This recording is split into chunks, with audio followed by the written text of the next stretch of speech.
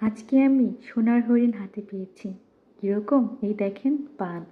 ইতালির অন্যান্য শহরে পান পাওয়া গেলেও আমাদের এই শহরটায় কিন্তু পানের পও পাওয়া যায় না।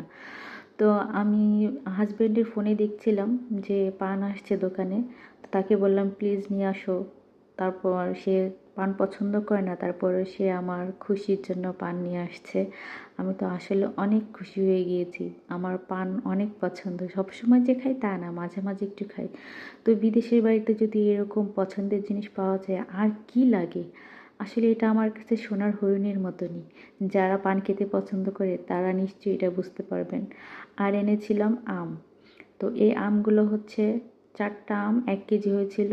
বাংলাদেশি টাকায় প্রায় 1000 টাকার উপরে পড়েছে এই 4টা আমের দাম। যাই হোক, আর পানের দাম কিন্তু পড়েছে বাংলাদেশি টাকায় 250 টাকা দাম। সে দাম যেমনই হোক না কেন, আমি যে পেয়েছি এটাই অনেক।